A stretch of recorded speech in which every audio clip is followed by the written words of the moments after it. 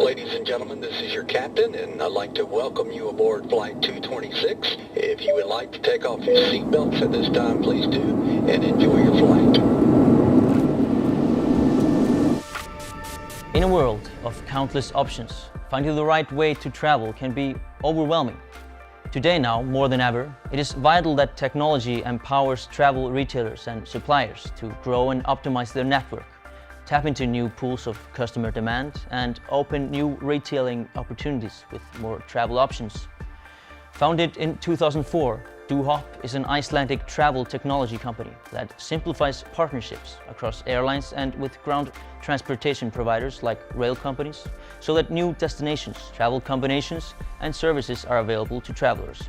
By harnessing the power of innovation, Dohop empowers airlines to make travel more accessible, flexible, and affordable for their passengers. My name is Ari Carlson, and this is A Moment With.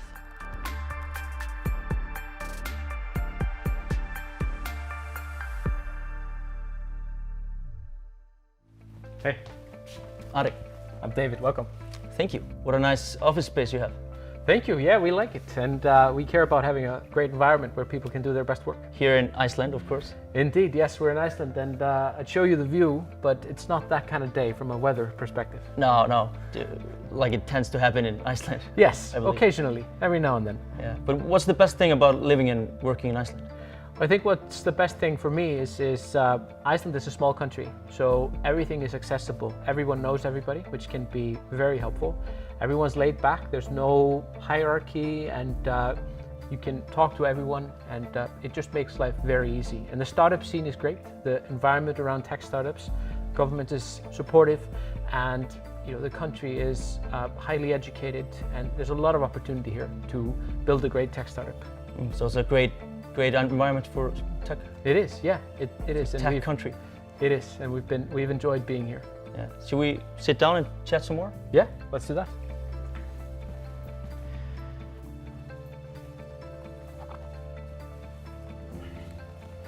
All right.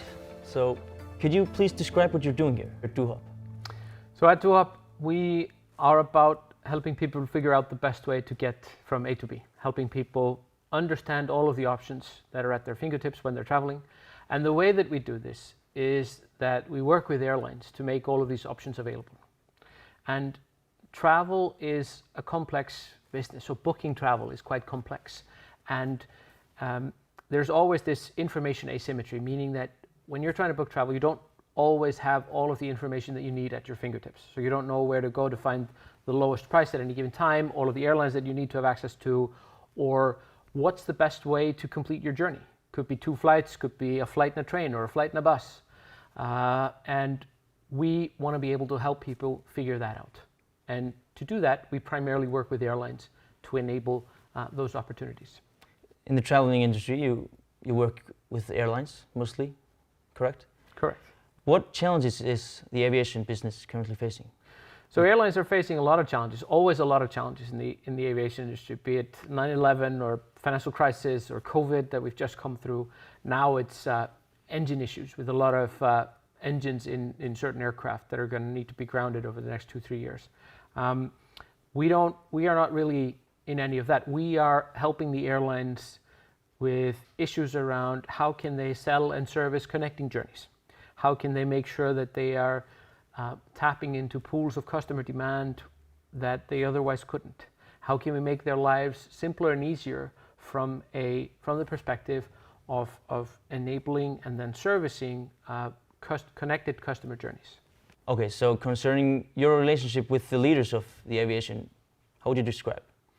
Well, airlines are complex businesses. They are, by their very nature, quite big as companies. Even small airlines have hundreds of employees, and we work with airlines all over the world. So not only do we have to navigate their sort of leadership teams across the one organization, but also airlines across multiple cultures. I just came back from a week-long trip in Asia where I went to 5 different countries in 7 days, and it's all different cultures everywhere. And you have to, and airlines behave in different ways, given who they are now, who they used to be, and where they're coming from, and whether they have been around for 70 years or 7 years. they can be very different creatures. So we have to learn and adapt in every case. We have to know how to speak to them. We have to know, what words to use, what language to use that fits with how they view the world. And it's not easy, and it certainly takes time to learn how to navigate that. But we've been doing this for a while, so we've learned a few things through our time. So it's bigger, it's more regulation, perhaps. There's a lot of regulation in the aviation industry, and sometimes we would feel as a sort of startup business, we feel that hinders more than it helps. Airlines are generally very risk averse, so they don't take risks, obviously, with transporting passengers through the sky, which I'm happy with. And I think everybody would be concerned if they were risk takers on that side. We are more on the commercial side, helping airlines sell, how they service passengers that are flying, etc. And we feel sometimes that airlines can be a bit too conservative on that side. But it seems hard to be very risk averse in a part of your business and then a more of a risk taker in another part, which I get. So we've learned to sort of live with that and coexist with that. Yeah, perhaps less, not as much of a risk taker as tech companies, I can believe. Probably not. I think there's a significant gap in the way that we view the world versus airlines. But like I said, we've kind of learned how to operate within those constraints. So you're a tech CEO. Yeah. What's your leadership style? I'd say my leadership style is fairly hands-off. It's a sort of, I step back and try to empower people and give them the opportunity to make their own decisions and figure things out, try to give them the sort of general direction and tell them or try to inform them what to do, but absolutely not how to do it. This requires a certain type of person. So we like to hire people that are more sort of drivers than passengers, using that analogy. And it requires people who are ready to figure things out on their own, not be handheld or led through whatever they need to do. Sometimes it takes a bit more time, but I think the ultimate benefit is significantly more than if we would simply be giving them very close instructions on what to do. What's the key elements? It's really about figuring out when to step in, when to support, when to give clear direction, and when to step back and allow people to figure things out on their own. I think it's a very fine line. I would probably always err on the side of, being too little hands-on, being kind of too far away, but that allows people freedom to operate. That allows us to hire people who love that kind of environment. And I think if you create an environment where people feel good and they want to come to work and they love what they do and they love the values and the culture in the business, I think then you end up with something magical, something significant. Mm-hmm. Perhaps being the right time at the right place at the right moment. Absolutely. I mean, that's the key to leadership, right? Is being the right person at the right time for the business. Figuring out, for me, it's figuring out how I can provide the most value at any given time, which always changes constantly through the years. Mm-hmm. And you've been the CEO for how long? Just over 8 years. 8 years, yeah. Okay. Have you learned any lessons? Any big lessons? I've learned a lot of lessons. And what's the biggest? I'd say the biggest is figuring out how to be of most value to the business at any given time. And like I said, that's constantly changing. And figuring out that I need to always adapt, whether it be leadership style or communication style or whatever it is. It's very different from running, a company with 5 people to 20 people or 200 people, although I haven't run a 200 people business, but we're about 80 people right now. And that's a very different business, even to the 40 that we were a year ago. So that means I have to constantly change. I don't have any description of my role. Most other people in the business do.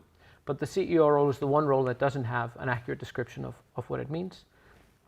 It often has unclear expectations or clear expectations that are poorly communicated. We do have a great board, and I have a great chairman of the board that I work closely with and meet every week. Super supportive. guy called John Nicholson is the chairman of the board. Yeah. And John is a very experienced, board chair, has chaired, 20 different companies over the past 25 years. And experience here is crucial, which is why second and third businesses of CEOs are probably always better than the first. So somehow you need to, it always says that the ability to make good decisions comes from making a lot of bad decisions. And that's experience. Do you think you made a bad along the way? Mostly bad decisions, yeah. That's how you learn. Yeah, that's how you learn. Exactly. So Dohop is constantly evolving. Yeah. Where do you see it in 5 years? Well, if we look back 5 years, Dohop was a very different company to what it is today. Different business. That was pre-COVID. I mean, there were a lot of things that were different. We had a different team. We had different environment and surroundings, etc. So going forward 5 years, we're going to be again a very different business. Today, we're about 80% of the business. 80% of our people are in Iceland. I think in 5 years, it's going to be more 50-50, or even leaning towards more people not in Iceland.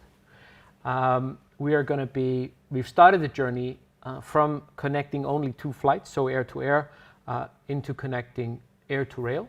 Yeah, and you already do that. We do already do that, yeah. So we're already connecting air to rail. We are starting to look at other modes of transport, and we think that's going to be significant. We think we see that there's demand in the world for more sustainable travel, smaller carbon footprint, etc. Even boats, even ferries. Even ferries, if you will. Any, shall we say, scheduled mode of transport. So I don't really see us being in the last mile form, ending up and figuring out how to help you take an Uber. I think people can figure that out on their own. But clearly in the scheduled mode of transport, and being a business that's more global than it is today.